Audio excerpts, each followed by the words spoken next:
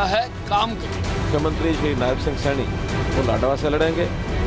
सभी प्रमुख लोगों की सीटें अपनी अपनी तय कर दी गई हैं।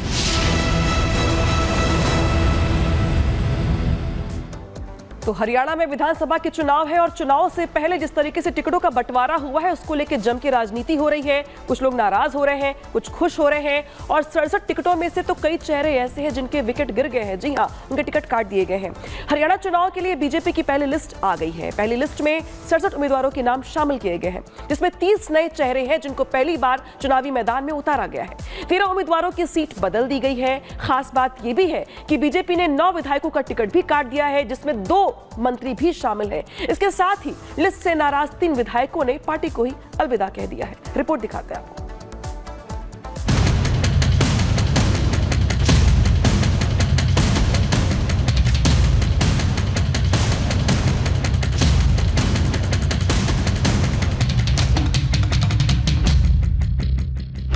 हरियाणा चुनाव के लिए राज्य ने नाम सुझाए तो दिल्ली में बैठे संसदीय बोर्ड ने चर्चा कर नामों पर मुहर लगाई।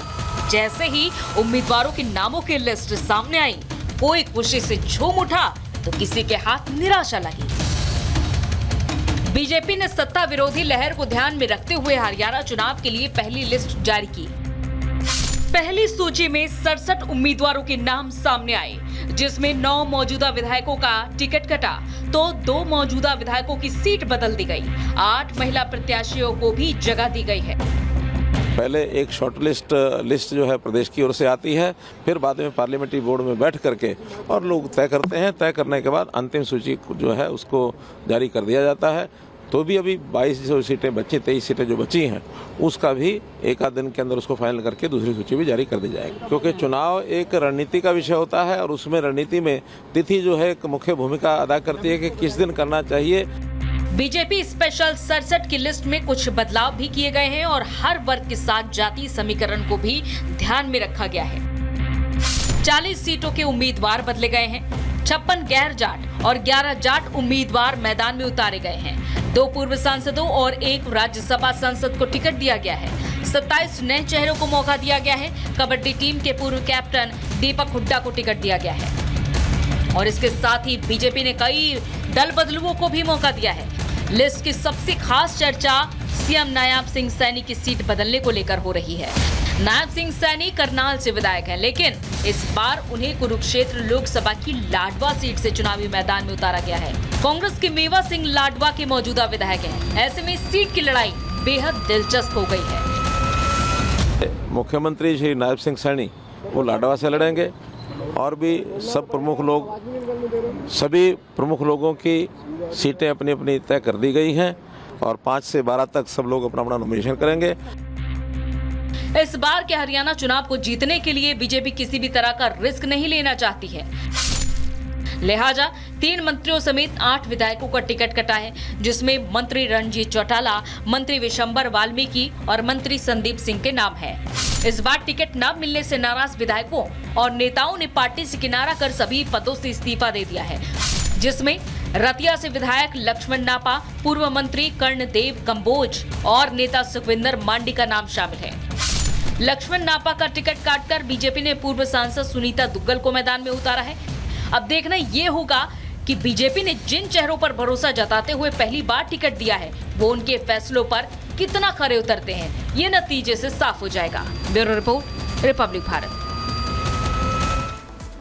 और अब बात बांग्लादेश की। आपको बता दें, बांग्लादेश में हिंदुओं पर अत्याचार बढ़ने का जो सिलसिला है वो लगातार जारी है और अब यूनुस सरकार भी पीछे नहीं हट रही है। यूनुस सरकार की तरफ से सरकारी कर्मचारी जो कि हिंदू हैं उनकी सूची यहां पर तैयार की गई है, यानी कि पहले अत्याचार उन पर लगातार जारी है और दूसरी ओर उनकी रोजी रोटी पर भी लात मारने की पुरजोर कोशिश अब सरकार की तरफ से ही की जा रही है। देखिए इस रिपोर्ट में।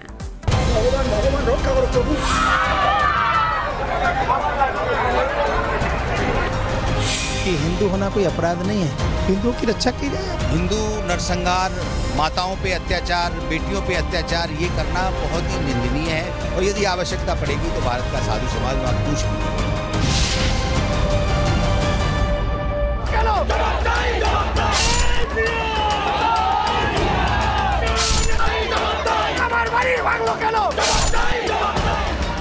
हिंदुओं के घरों में आगजनी, उनकी दुकानों में लूटपाट, हिंदुओं की आस्था, मंदिरों में तोड़फोड़। बांग्लादेश में अंतरिम सरकार बनने के बाद सबसे ज्यादा खतरा हिंदू अल्पसंख्यकों पर मंडरा रहा है। पूरे बांग्लादेश से हिंदुओं पर हमले और हत्याओं की तस्वीरें सामने आ रही हैं। बांग्लादेश की कट्टरपंथी ताकतें चुन चुन कर हिंदू परिवारों को निशाना बना रही हैं। हिंदू महिलाओं को अगवा कर बर्बरता की जा रही है। वहाँ काम कर रहे हिंदुओं का रोजगार छीना जा रहा है, जिसके बाद बांग्लादेश में मौजूद हिंदुओं के हालात पर भारत में भी आक्रोश है। अमेरिका के राष्ट्रपति जो बाइडेन भी प्रधानमंत्री मोदी से बात करते हुए बांग्लादेश में हिंदुओं पर हो रहे जुल्म को लेकर अपनी चिंता जाहिर कर चुके हैं।